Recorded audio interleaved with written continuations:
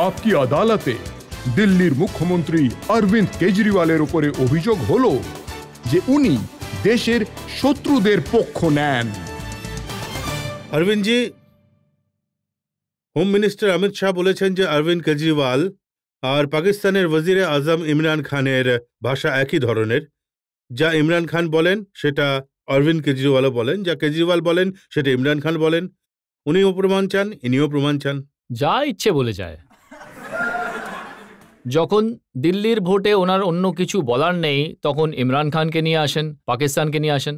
এর কোনো মানেই নেই, কোনো গুরুত্বই নেই। না, ইমরান খানের মন্ত্রী ফওয়াদ খান উনি বলেছেন যে মোদিজিকে হারান দিল্লির নির্বাচনে। আমি ওনার কড়া জবাব দিয়েছি। আমি ওনাকে বলেছি যে মোদিজি আমাদের দেশের প্রধানমন্ত্রী, উনি আমারও প্রধানমন্ত্রী। আর আমাদের দেশের ভোট আমাদের আভ্যন্তরীণ বিষয়।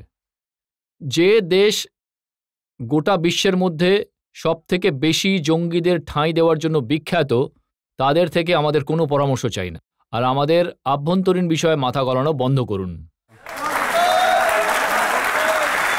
কিন্তু দেখুন, এটা তো আপনি আজ বলছেন, কিন্তু 7 মাস আগে আপনি মোদিজির ব্যাপারে কি বলেছিলেন সেটা আপনাকে শুনিয়ে দিচ্ছি। मोदी ने पाकिस्तानियों के साथ सेटिंग कर रखी है, मोदी ने आतंकवादियों के साथ सेटिंग कर रखी है, उसकी पोल खोलने की जरूरत है।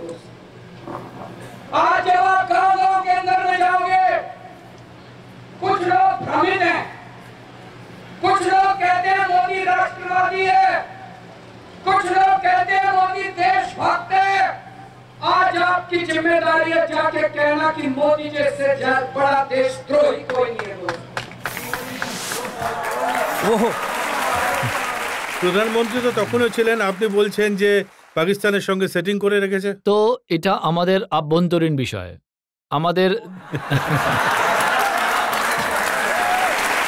আমাদের দেশের ব্যাপার। হ্যাঁ, ভোটের সময় উনি আমায় যা ইচ্ছে বলেন, আমি ওনাকে যা ইচ্ছে বলি, কিন্তু আমাদের ভোট নিয়ে পাকিস্তানের নাক গলানোর কোনো অধিকারই নেই। আজ অমিত শাহজি আমাকে যা খুশি বলতে পারেন, আমি অমিত শাহজিকে যা খুশি বলতে পারি, আমি মনোজ তিওয়ারিকে যা খুশি বলতে পারি। পাকিস্তানের কিন্তু আমাদের মাঝে কোনো কথা বলার অধিকার নেই। এটা আমাদের। আপনি এটা বলতে পারেন পাকিস্তানের সঙ্গে সেটিং রয়েছে? মানে আপনি যে ক্লিপটা চালিয়েছেন, ওই ক্লিপের আগে আর পরে যেটা বলা হয়েছিল সেটা একটা পার্টিকুলার কনটেক্সটে বলা হয়েছিল। তো আমার বক্তব্যটা হলো যে যখন ভোট হয়, ভোটের মধ্যে অভিযোগ, পাল্টা অভিযোগ এসব চলতেই থাকে, কিন্তু দুটো পার্টির মধ্যে চলে সেটা। ভারতীয় জনতা পার্টি আছে, কংগ্রেস আছে, আম আদমি পার্টি আছে, এই সব পার্টি এই দেশেরই অংশ। আমরা একে অপরের শত্রু নই, বিরোধী, বিপক্ষ দল। যখন পাকিস্তানের কথা আসে আমরা তিনজনই এক হয়ে যাই, তারপর আমরা তিনজন এক হয়ে পাকিস্তানের সঙ্গে লড়ি। কিন্তু পাকিস্তান আমাদের মধ্যে ঢুকে পড়ে একে জিতিয়ে দেবে, ওকে জিতিয়ে দেবে, এইসব চলবে না। পাকিস্তান মাঝে ঢুকে নাক গলাবে না। আপনি বলেছেন অমিত শাহ যা মুখে আসে তাই বলে, উনি কি বলেছেন সেটা আপনাকে বলছি। অমিত শাহজি বলেছিলেন 2 বছর আগে জেএনইউতে ভারত টুকরো টুকরো হবে এর স্লোগান উঠেছিল। মোদিজি সেই স্লোগান তোলা ব্যক্তিদের জেলে পাঠান, তো কেজরিওয়াল ওদের সাপোর্টে পৌঁছে যান আর বলেন এটা খুব অন্যায় হচ্ছে। আমি কবে গিয়েছিলাম? জেএনইউ গিয়েছিলেন তো আপনি? হয়তো আমি ওনার স্বপ্নে এসেছিলাম।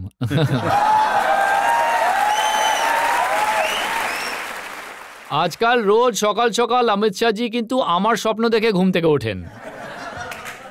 উনি এটাও বলেছিলেন যে 14ই জানুয়ারি 1919-এ পুলিশ এই মামলার চার্জশিট ফাইল করেছে। দিল্লি সরকারের থেকে অনুমতি চাওয়া হয়েছিল দেশদ্রোহী মামলা চালানোর জন্যে কানহাইয়া কুমার আর ওর সঙ্গীদের বিরুদ্ধে, কিন্তু আজ অব্দি অনুমতি পাওয়া যায়নি। ওনাদের এই চার্জশিট ফাইল করতে 3.5 বছর লেগে গেল কেন? না, আপনার ভিডিও চলছিল। লাগলো কেন? না, আমি আপনাকে জিজ্ঞেস করছি। ভিডিও ছিল, ভিডিওতে দেখা যাচ্ছে যে স্লোগান দিতে দিতে কিছু বলছে, ভিডিও প্রমাণ ছিল, চার্জশিট 4 দিনে ফাইল হয়ে যেত। 3.5 বছর ধরে এই চার্জশিটে কি করছিল? উনি ওদের সঙ্গে যুক্ত রয়েছেন। পরের বার যখন উনি আপকে আদালতে আসবেন, ওনাকে বলবেন যে কেজরিওয়াল অভিযোগ এনেছে আপনি নাকি টুকরে টুকরে জ্ঞানের সঙ্গে যুক্ত রয়েছেন, আপনি ওদের ফাইলে 3.5 বছর লাগিয়ে দিয়েছেন। কিন্তু আজ তো আপনি এসেছেন, তাই আমি জিজ্ঞেস করছি যে ওনারা 14ই জানুয়ারি 1919-এ চার্জশিট ফাইল করেছিলেন, তারপরেও আপনি এখনো লিগ্যাল ওপিনিয়ন নিচ্ছেন? তো ওনার 3.5 বছর ওনাদের লাগলে আমাদেরও তো একটু সময় লাগবে। তবে আমি কিছুটা সিরিয়াস নোট আটকে গেছিল, সিরিয়াস নোটে আমি এটা বলতে চাই যে এই গোটা প্রক্রিয়ায় যে পারমিশন দেওয়া হয় সেখানে আমাদের কোনো রোল থাকে না। আমাদের যে প্রসিকিউশন ডিপার্টমেন্ট থাকে যেটা কমপ্লিটলি ইন্ডিপেন্ডেন্ট থাকে, সরকারের থেকে ওরা ইন্ডিপেন্ডেন্ট ভিউ নেয়। তো এতে উকিলের পরামর্শ বা যা কিছু পরামর্শ নিচ্ছে, তবে আমায় বলা হয়েছে যবে থেকে ভোটের সময় এই প্রসঙ্গটা উঠছে আমি জিজ্ঞাসা করেছিলাম, তখন ওনারা বলেছেন যে খুব দ্রুত কোর্টকে সিদ্ধান্ত জানিয়ে দেওয়া হবে। কিন্তু এখানে আমার কিন্তু কোনো রকম হস্তক্ষেপ নেই, আমার কোনো রোলই নেই। শাহিনবাগেও আপনার কোনো রোল নেই? একদমই না। মনীষ সিসোদিয়া বলেছিলেন আমরা শাহিনবাগের সঙ্গে আছি। আমি এটা ক্লিয়ার করে দিচ্ছি। প্রথম ব্যাপার, এই দেশের একতা, অখণ্ডতা আর ভ্রাতৃত্বের জন্য যে থাকবে তার পাশে কেজরিওয়াল থাকবে। আর এই দেশকে টুকরো টুকরো করার কথা, এই দেশের মধ্যে হিংসে ছড়ানোর কথা আর এই দেশকে বিভাজন করার কথা যে বলবে তার সবথেকে বড় শত্রু হলো কেজরিওয়াল। দ্বিতীয় ব্যাপার, শাহিনবাগ থেকে অনেক লোক আমাদের কাছে এসেছেন। ওনারা বলেছেন আমাদের দোকান বন্ধ পড়ে রয়েছে এতদিন ধরে, বহুদিন ধরে রাস্তা বন্ধ হয়ে রয়েছে, ওখান থেকে অ্যাম্বুলেন্স যেতে পারছে না। একদিন অ্যাম্বুলেন্স আটকে গিয়েছিল, ওখান দিয়ে বাচ্চাদের বাস যেতে পারছে না। কয়েকদিন পরে বাচ্চাদের পরীক্ষা শুরু হবে, বাচ্চাদের খুবই অসুবিধা হচ্ছে, রাস্তা বন্ধ হয়ে রয়েছে। তো উনি আমাকে বললেন যে স্বরাষ্ট্রমন্ত্রীর সঙ্গে কথা বলে পাঠান এই ব্যাপারটা, যাতে করে এটার মীমাংসা করুক, রাস্তা খোলার ব্যবস্থা করুক। আপনি কেন খুলিয়ে দিচ্ছেন না? আমার তো হাতেই নেই এটা। আসলে আমি না, তো আমার কাছে ল অ্যান্ড অর্ডার আছে, ওরা তো বসে রয়েছে। কাল আপনার টিভিতেই দেখছিলাম, আমি টিভিতে আপনার একজন সাংবাদিক গিয়েছিলেন, সৌরভ শর্মা, ওখানে গিয়েছিলেন। সৌরভ শর্মা হয়তো 3-4 ঘন্টা ধরে ওখানে ছিলেন। ওখানে সব মানুষের সঙ্গে কথা বলছিলেন, সব লোক এটাই বলছিলেন অমিত শাহজি আসুক আর আমাদের সঙ্গে কথা বলুক। তো অমিত শাহজির যাওয়া উচিত, সিএ এনআরসি নিয়ে ওনার মনে যা কিছু রয়েছে ওটা নিয়ে কথা বলুন, কথা বলে ওনাদেরকে সরান। যদি আমাদের দেশের স্বরাষ্ট্রমন্ত্রী একটা রাস্তা খুলতে না পারেন, উনি কিসের স্বরাষ্ট্রমন্ত্রী? দেখুন, এই অভিযোগ এই জন্য আনা হচ্ছে, শারজিল ইমাম যাকে পুলিশ গ্রেপ্তার করেছে, 48 ঘন্টা লেগে গেল ওদের। দিল্লি পুলিশ যদি আমাদের কাছে হতো 2 ঘন্টার মধ্যে গ্রেপ্তার করে ফেলতাম। আপনি ডিমান্ড করেছিলেন না হোম মিনিস্টারের কাছে যে গ্রেপ্তার করা হোক, করে নিল। আমাদের ডিমান্ড করায় কি এসে যায়? মানে আমাদের জন্য অপেক্ষা করছিল। ওপর অভিযোগ এই জন্য উঠছে যে আপনার পার্টির এমএলএ আমানতুল্লাহ খান, ওনাকে শারজিলের সঙ্গে দেখা গেছে। শারজিলটাকে যে বলেছিল অসমকে আলাদা করে দাও, ও বলেছিল দিল্লির লোকেদের দুধ বন্ধ করে দাও, দিল্লির লোকেদের জল বন্ধ করে দাও, এই দেশটাকে ভেঙে দাও। আমরা তো বলেইছিলাম যে ওকে খুব তাড়াতাড়ি গ্রেপ্তার করা হোক, একে তাড়াতাড়ি শাস্তি দেওয়া হোক, আমরা তো বলেছি। তো আপনার পার্টির এমএলএ এর জন্য বলেননি? কোথায় আছে দেখান। আমি আপনাকে ভিডিও দেখিয়ে দিচ্ছি। দেখান আমাকে। হ্যাঁ, দেখাচ্ছি। ভালো হয়েছে আমি সঙ্গে করে ভিডিও এনেছি, আপনি তো দেখতে চাইছেন। এই যে শারজিল, এরা তো মারপিট করছে নিজেদের মধ্যে, লড়াই করছে না। ও তো ওর থেকে মাইক কেড়ে নিয়ে বলছে, এই তো আমার হাতে থেকে মাইক কেড়ে নিল। এটা শাহিনবাগের সেই জায়গা যেখানে জনতা ভিড় করে রয়েছে। তো স্টেজের ওপর ও দাঁড়িয়ে রয়েছে, এও দাঁড়িয়ে রয়েছে, আর মাইক কেড়ে নিয়ে শারজিল কিছু একটা বলার চেষ্টা করছে, আর আমানতুল্লাহ মাইক কেড়ে নিয়েছে, ওকে বলতে দিচ্ছে না। আপনার নিশ্চয়ই মনে আছে আমানতুল্লাহ খান একটা লম্বা স্পিচ দিয়েছিলেন যেখানে উনি অনেক উস্কানিমূলক কথা বলেছিলেন। যদি উনি কিছু ভুল বলে থাকেন, পুলিশের এফআইআর করা উচিত ছিল।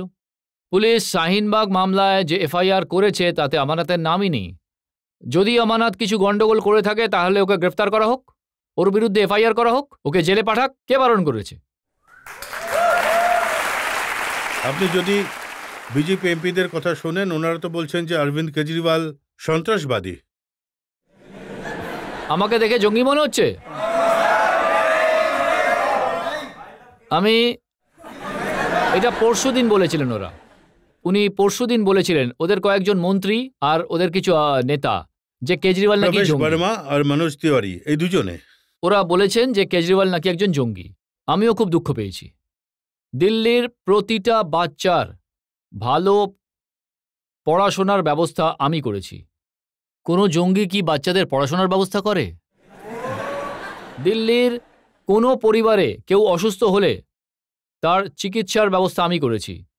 জঙ্গি মানুষের চিকিৎসার ব্যবস্থা করে?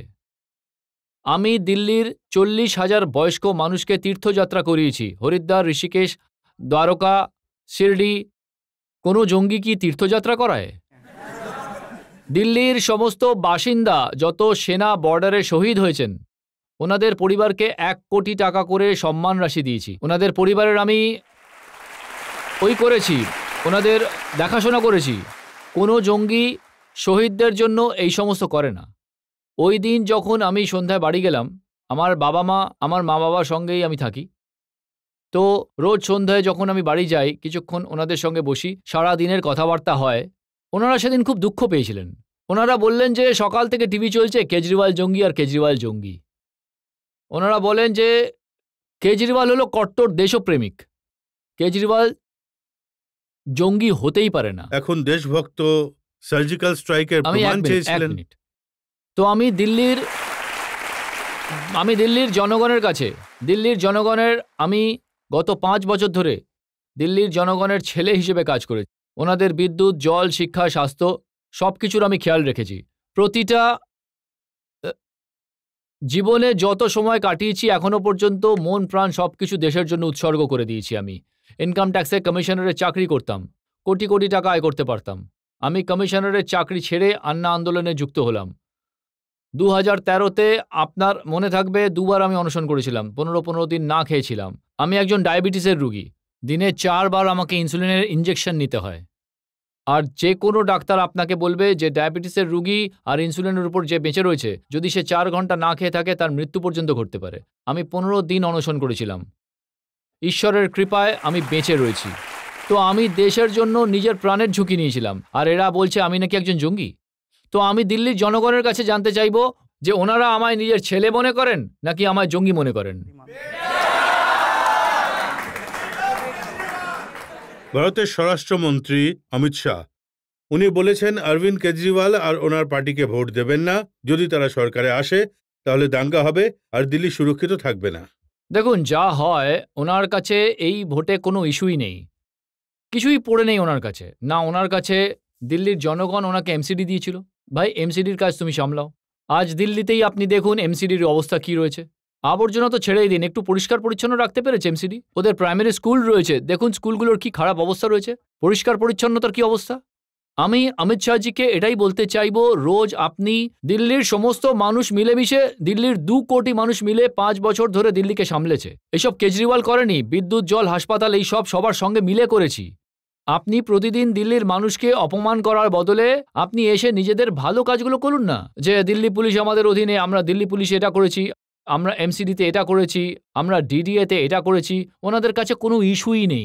ওরা শুধুমাত্র হিন্দু মুসলমানদের নাম নিয়ে শুধুমাত্র ভোটে লড়তে চায়। দিল্লির জনগণ কিন্তু খুবই চালাক। ওনারা দেখেছে যে প্রথমবার একটা সরকার এসেছে যারা ওদের মতো করে কথা বলছে, ওদের পরিবারের মতো করে কথা বলছে, ওনাদের বিদ্যুতের খেয়াল রাখছে, জলের খেয়াল রাখছে। 24 ঘন্টা বিদ্যুৎ সেবা দিচ্ছি আমরা। গোটা দেশে কোনো শহরে 24 ঘন্টা বিদ্যুৎ থাকে না। তো ওনাদের কাছে অন্য কোনো ইস্যু নেই। কখনো শাহিনবাগ বলছেন, কখনো হিন্দু মুসলমান করছেন, কখনো পাকিস্তানকে নিয়ে আসছেন, শুধু ইস্যু খোঁজার চেষ্টাই করে চলেছে ওরা। কিন্তু দিল্লির মানুষ খুবই চালাক, ওনারা দেখছেন। আজ আমি একটা ভিডিও দেখছিলাম, একটা টিভি চ্যানেলে একটা ভিডিও চালিয়েছিল। ওখানে এক ব্যক্তিকে জিজ্ঞাসা করা হয়েছিল, সে বলল যে আমি জন্ম থেকেই বিজেপি, আমার বাবা জেলে গিয়েছিলেন এমার্জেন্সির সময়ে, জনসংঘের ছিলেন, কিন্তু বলছেন যে আমার ছেলে সরকারি স্কুলে পড়ে, আমার সন্তানের ভবিষ্যৎ বদলে দিয়েছে কেজরিওয়াল। আমি বলি কেজরিওয়ালকেই ভোট দেব। আর তখন সাংবাদিক ওনাকে জিজ্ঞেস করে তাহলে এই শাহিনবাগ, উনি বলেন এই শাহিনবাগ 10 দিনের ব্যাপার, জোর করে কথা তুলছে শাহিনবাগ নিয়ে। 10 দিন পরে তো কেজরিওয়ালই আমাদের কাছে আসবে, জল, শিক্ষা, স্বাস্থ্য উনিই তো সব করাবেন। তো আপনার কি মনে হয় 10 দিন পর শাহিনবাগের লোকেরা উঠে যাবেন? আমার তো মনে হয় যে এই সব কিছুই বিজেপি করাচ্ছে, এই যাবতীয় নাটক বিজেপিই করছে। আপনি তো বিজেপির লোকজনদেরও বলছেন আমায় ভোট দিন। তার কারণ আছে। আপনারা জানেন যে 5 বছর আগে দিল্লির সরকারি স্কুল আর হাসপাতালের কত খারাপ অবস্থা ছিল। 5 বছরে আমরা ঠিক করেছি, খুব পরিশ্রম করেছি, অনেক পরিশ্রম করেছি। আর যদি আপনি অন্য পার্টিকে ভোট দিয়ে দেন তাহলে এটা আবার খারাপ হয়ে যাবে। তো আমি নিজের জন্য ভোট চাইছি না, দিল্লির স্বার্থের জন্য, দেশের স্বার্থ রক্ষায় এইবার সবাই মিলে ঝাড়ুকে ভোট দিন।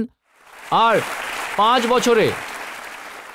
বছরে আমি সবার কাজ করেছি, আমি সবার মুখ্যমন্ত্রী। আমি বিজেপি সমর্থকদেরও মুখ্যমন্ত্রী, কংগ্রেসের সমর্থকদেরও আর আম আদমিরও, আমি সবার মুখ্যমন্ত্রী। আমার কাছে বিজেপির লোক এসেছে, তার কাজ করেছি, কংগ্রেসের লোক এসেছে, তারও কাজ করেছি। আর 5 বছরে আমি কিন্তু বিজেপি কংগ্রেসের সমর্থকদের কাজে এসেছি। যখন আপনাদের বাচ্চাদের ফিস বাড়িয়ে দিচ্ছিল স্কুলগুলো, তখন বিজেপি কংগ্রেস এগিয়ে আসেনি, কেজরিওয়ালই আপনাদের পাশে দাঁড়িয়েছিল।